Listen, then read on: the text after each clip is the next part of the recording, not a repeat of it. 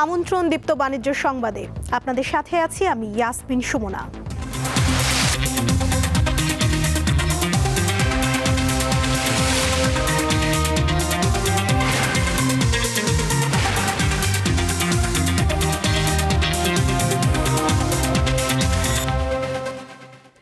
আমনের দাম কমে যাওয়ায় লোকসানের মুখে পড়েছেন কৃষকরা। গত বছরের তুলনায় এবার প্রতি মণ ধানের দাম কমেছে 100 থেকে 150 টাকা পর্যন্ত। বিশ্লেষকরা বলছেন ফসল কাটার সময় চাল আমদানির কারণে ন্যায্য মূল্য থেকে বঞ্চিত হচ্ছেন কৃষকরা। চলতি বছর আমন ধানের উৎপাদন লক্ষ্যমাত্রা ধরা হয়েছে 1,82,00,000 মেট্রিক টন। কৃষিবিদরা আশা করছেন উৎপাদন 1,75,00,000 থেকে 80,00,000 মেট্রিক টন হবে। উত্তরের খাদ্য ভাণ্ডার হিসেবে পরিচিত জেলা নওগাঁ সহ দেশ জুড়ে এবার ধানের উৎপাদন ভালো হয়েছে। তবে প্রতিটি উপকরণের দাম বৃদ্ধি পাওয়ায় প্রতি বিঘা জমিতে ধান চাষ করতে খরচ পড়েছে 13 থেকে 14,000 টাকা। এখন আমন মৌসুমে ধান কাটা ও মাড়াই প্রায় শেষের দিকে। চলতি মৌসুমে ফলন ভালো হলেও ধানের ন্যায্য মূল্য না পাওয়ায় হতাশ কৃষকেরা। বিঘাতে প্রায় 2-3 হাজার টাকা লস করা হয়েছে। কীটনাশকের থেকে শুরু করে সবকিছুর দামই বেশি। অভিযোগ উঠেছে নানা অজুহাতে ধানের দাম কমিয়ে দিচ্ছেন মধ্যস্বত্বভোগী ব্যবসায়ীরা। ধান থাকা সত্ত্বেও মিলার কিনতে পারছে না অর্থ সংকটে। কৃষকের ক্ষতি কাটিয়ে উঠতে ধানের দাম নির্ধারণে কাজ করছে কৃষি বিভাগ। ধানের দাম কম পাচ্ছে, এখন সাপ্লাই বেশি হলে দাম কমই থাকবে। তারপরেও কৃষকরা যেন দাম পায় আমরা সেই ব্যবস্থা করে যাচ্ছি। এদিকে আমন সংগ্রহ নীতিমালা অনুযায়ী এবার 6 লাখ মেট্রিক টন চাল 50 টাকা কেজি দরে সংগ্রহ করবে সরকার। তবে কৃষিবিদরা বলছেন শুধু চাল সংগ্রহ নয়, পাশাপাশি মোট উৎপাদিত ধানের 10% সরকারিভাবে সংগ্রহ করা উচিত। এছাড়া চাল আমদানি সীমিত করার তাগিদ দিচ্ছেন তারা। আমাদের ধান সংগ্রহের উপর গুরুত্ব দেওয়া উচিত, তাতে করে আমাদের কৃষকরা উপকৃত হবে। উৎপাদন মৌসুমে চাল আমদানিটা কমিয়ে দেওয়া দরকার। বিশেষ করে সামনে একটা গণতান্ত্রিকভাবে নির্বাচিত সরকার আসছে এবং তাদেরকে বর্তমানে যে চাল সংগ্রহ বা বিদেশ থেকে চাল আমদানির যেই নীতিমালা আছে সেটা তারা যাতে রিভাইজ করতে পারে। কৃষকের স্বার্থে সরকারের ধান চালের নীতি ব্যবস্থাপনায় পরিবর্তন আনা দরকার বলেও মনে করছেন বিশ্লেষকেরা। শাহরিয়ার ইমন, দীপ্ত সংবাদ, ঢাকা। রাজধানীর কুড়িলে বসুন্ধরা কনভেনশন সেন্টারে চলছে আলু উৎসব। এ বিষয়ে জানাতে আমাদের সঙ্গে যুক্ত আছেন আমাদের সহকর্মী দিলশাদ আনী। অ্যানি, আলু উৎসবের উদ্দেশ্য কি? এর মাধ্যমে আলুর উৎপাদকরা কিভাবে লাভবান হচ্ছে আমাদের দর্শকদের জানাবেন।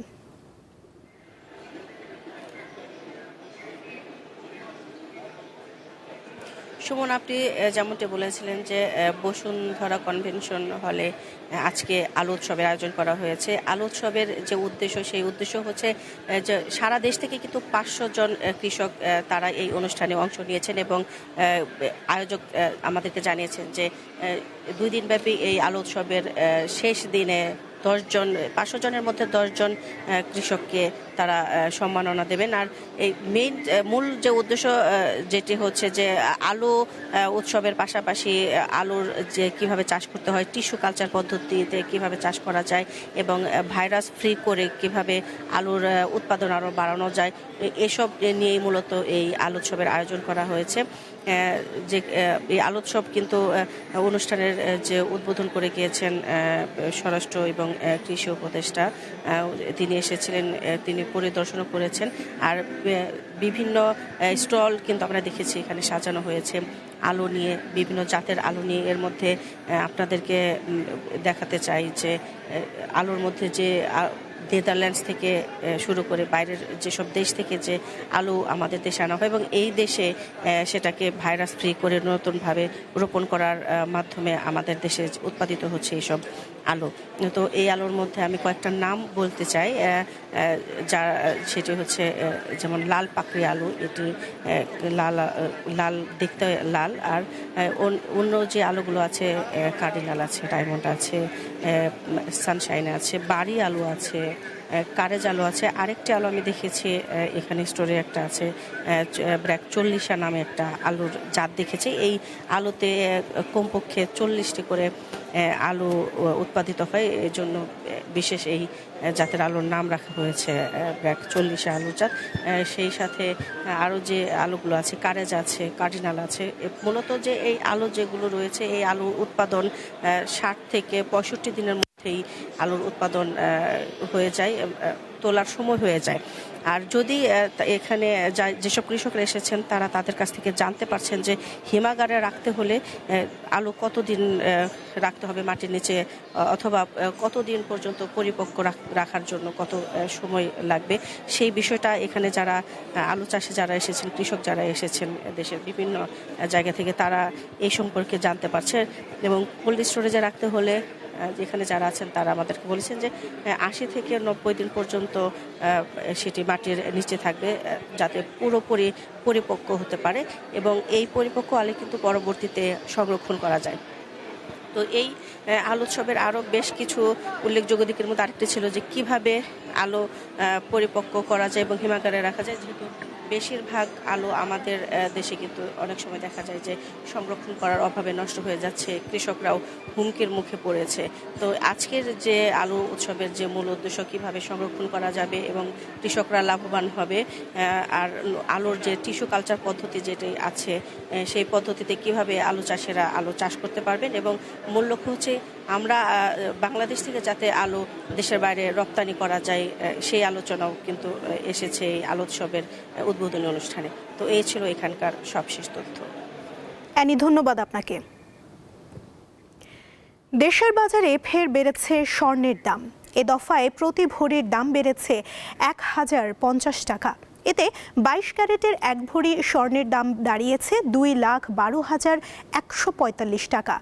এছাড়া 21 ক্যারেটের 2,02,499 টাকা, 18 ক্যারেটের 1,73,572 টাকা এবং সনাতন পদ্ধতির স্বর্ণের দাম 1,44,424 টাকায় বিক্রি হচ্ছে। আজ থেকেই সারা দেশে নতুন এ দর কার্যকর ধরা হয়েছে। বাংলাদেশ জুয়েলার্স সমিতি বাজুস বৃহস্পতিবার রাতে স্বর্ণের দাম বাড়ানোর এই ঘোষণা দেয়। বাজুসের তথ্য অনুযায়ী চলতি বছর এখন পর্যন্ত মোট 84 বার স্বর্ণের দাম সমন্বয় করা হয়েছে। এর মধ্যে 56 বারই দাম বেড়েছে। শীতের মৌসুমে উষ্ণতা ছড়াচ্ছে পেঁয়াজ, যার দামের ঝাঁজ এখনও 150 টাকার ঘরে। চালের দামও কিছুটা বেড়েছে, স্বস্তি দিচ্ছে না মাছের বাজারও। ঋতু হিসেবে হেমন্তের বিদায় ঘণ্টা বাজছে। ক্যালেন্ডারের পাতায় এখনও শীতের আগমন না ঘটলেও প্রকৃতিতে পাতা ঝরা শুরু হয়েছে আরও আগেই। আর বাজারে গেলেও দেখা যাচ্ছে শীতের সবজির পসরা। ফুলকপি, বাঁধাকপি, টমেটো, শালগম, গাজরসহ রং বেরঙের নানা শাকসবজি থরে থরে সাজানো রাজধানীর কারওয়ান বাজারের অসংখ্য দোকানে। দাম নিয়েও অভিযোগ কম। শসা 60 টাকা কেজি, আলু 30 টাকা কেজি, সিম 40 টাকা কেজি, আর বেগুন 50 আর 40, পেঁপে 30, এটা পেঁয়াজের কলি 20। আদা রসুন এগুলোর দাম বেশি মনে হচ্ছে, আর এমনি সবজিগুলা বেশ রিজনেবলি মনে হচ্ছে আর কি।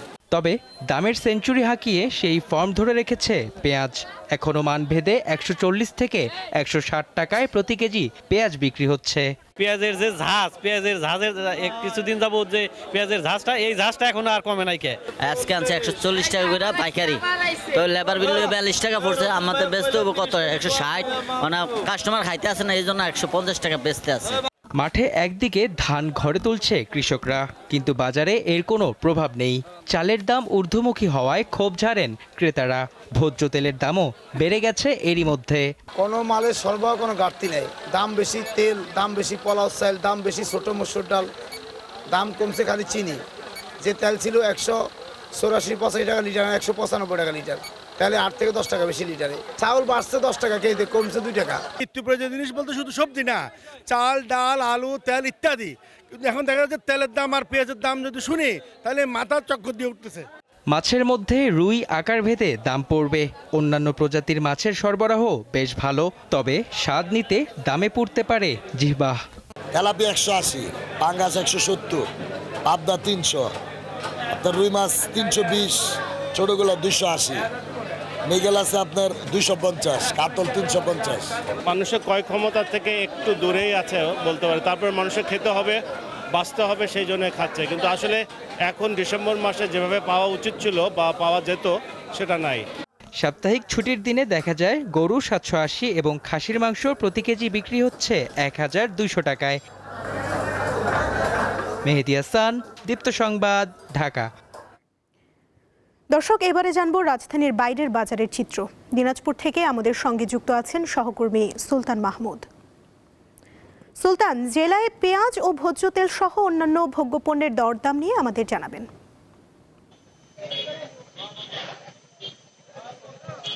সুমনা, আপনি জানেন যে দিনাজপুরের এই অঞ্চলে শীত প্রধান একটি এলাকা। এখানে শীতের যে সবজি সেটি কিন্তু আসলে বাজারে যথেষ্ট সরবরাহ রয়েছে। যেহেতু আপনি পেঁয়াজের কথা বলেছেন, আমরা দেখেছি যে আজকে কিন্তু পেঁয়াজ বিক্রি হচ্ছে, যেটি মুড়ি কাটা বা নতুন জাতের যে পেঁয়াজ বলা হয়, এই পেঁয়াজটি বিক্রি হচ্ছে আজকে 110 টাকা কেজি দরে, এবং যেটি শুকনো জাতীয় যে পেঁয়াজ রয়েছে সেটি 140 টাকা থেকে 145 টাকা পর্যন্ত খুচরা বাজারে গিয়ে কিন্তু সেখানে পেঁয়াজটি বিক্রি হচ্ছে, যার কারণে এই এলাকার মানুষের যে পেঁয়াজের উপরে মাঝখানে কিছুদিন আগে একটু কমে গিয়েছিল, কিন্তু আবার সেই পেঁয়াজের দাম কিন্তু আবার একটু বেড়ে গিয়েছে, যার কারণে অন্যান্য সবজি কিনতে আসলেও একটু স্বস্তি পেলেও পেঁয়াজের কাছে গিয়ে কিন্তু আসলে অনেকটা পেঁয়াজের ধাস সহ্য করতে কিন্তু অনেকটাই হিমশিম খাচ্ছে এই এলাকার মানুষ।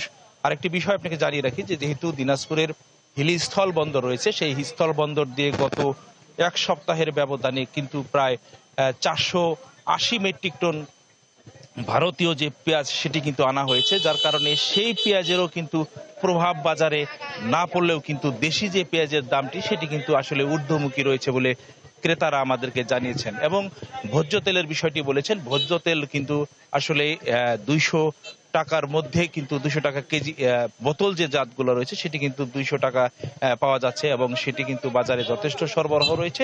তবে বিক্রেতারা একটু বলছেন যে যেহেতু খোলা তেলের দামও কিন্তু, অর্থাৎ ভোজ্য তেলের মধ্যে যে একটু খোলা তেল রয়েছে সেটিরও কিন্তু 180 থেকে 190 টাকা লিটারে বিক্রি হচ্ছে, এবং এই ভোজ্য তেলের ক্ষেত্রেও কিন্তু ক্রেতারা একটু আমাদেরকে জানিয়েছেন যে আসলে বর্তমান সময়ে যে সবজির যে বাজারটা নিম্নমুখী থাকলেও কিন্তু ভোজ্য তেল এবং পেঁয়াজের যে দামটি রয়েছে একটু ঊর্ধ্বমুখী থাকার কারণে আসলে ক্রেতারা অনেকটা হিমশিম খাচ্ছে। সুমনা, দিনাজপুর থেকে যুক্ত ছিলেন সহকর্মী সুলতান মাহমুদ। গাইবান্ধায় প্রত্যন্ত অঞ্চলে ধানের কুড়া থেকে তৈরি হচ্ছে ভোজ্য তেল। স্থানীয় চাহিদা মিটিয়ে এই তেল সরকারি বিপণন সংস্থা টিসিবির মাধ্যমে যাচ্ছে দেশের বিভিন্ন জেলার ভোক্তাদের হাতে। তবে নানা সংকটের কথা জানান উৎপাদকরা। ধান থেকে তুষ তুলে ফেলার পর চালের উপর যে পাতলা লালচে আবরণ থাকে সেটাকে বলা হয় রাইস ব্র্যান। এই রাইস ব্র্যান থেকে বিশেষ যন্ত্রের মাধ্যমে কয়েক ধাপে তৈরি করা হয় ভোজ্য তেল। পরে তা বোতলে ভরে বাজারজাত করা হয়। 2016 সালে গাইবান্ধার গোবিন্দগঞ্জের মহিমাগঞ্জে যাত্রা শুরু করে প্রধান অয়েল মিলস। সেখানে গেলে চোখে পড়বে মহাকর্মযজ্ঞ।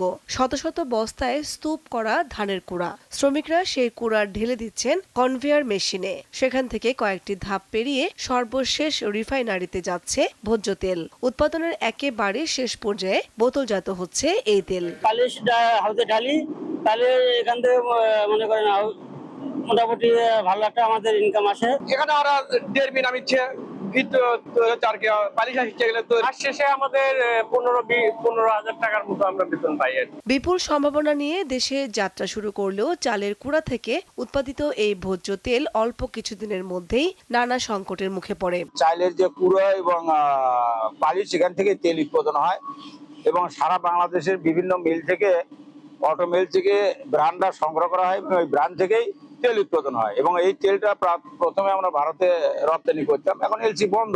তেলটা দুই ভাবেই বিক্রি হয়, ক্রুড অয়েলও বিক্রি হয়, রিফাইন অয়েলও বিক্রি হয়। বাংলাদেশ শিল্প ও বিজ্ঞান গবেষণা সংস্থার মতে ভোজ্য তেলে যেসব খাদ্যগুণ থাকা উচিত তা জলপাই তেলের পর সবচেয়ে বেশি রয়েছে রাইস ব্র্যান অয়েলে। কামরুন নাহার, দীপ্ত, বার্তা কক্ষ। গ্রিন ইউনিভার্সিটি অব বাংলাদেশে আজ শেষ হচ্ছে ৭ম IEEE STI আন্তর্জাতিক সম্মেলন। বৃহস্পতিবার রাজধানীর পূর্বাঞ্চল আমেরিকান সিটিতে গ্রিন ইউনিভার্সিটির স্থায়ী ক্যাম্পাসে এই সম্মেলন উদ্বোধন করেন তথ্য ও যোগাযোগ প্রযুক্তি বিভাগের সচিব শীষ হায়দার চৌধুরী। এতে সভাপতিত্ব করেন গ্রিন ইউনিভার্সিটির ভাইস চ্যান্সেলর ডক্টর মোহাম্মদ শরীফ উদ্দিন। আন্তর্জাতিক এই সম্মেলনের প্রধান প্রতিপাদ্য AI যুগে প্রযুক্তিগত বিপ্লব এবং কর্মহীনতার আশঙ্কা। 2 দিন ব্যাপী এই সম্মেলনে মোট 7টি কি নোট সেশন, 3টি ওয়ার্কশপ, 1টি প্যানেল ডিসকাশন এবং 24টি টেকনিক্যাল সেশন রয়েছে। সম্মেলনে জমা পড়া 434টি গবেষণাপত্রের মধ্যে থেকে 118টি নির্বাচন করা হয়েছে। এই ছিল এখনকার দীপ্ত বাণিজ্য সংবাদে। এরপর দীপ্ত আন্তর্জাতিক সংবাদ দেখার আমন্ত্রণ জানিয়ে শেষ করছি। ধন্যবাদ সবাইকে।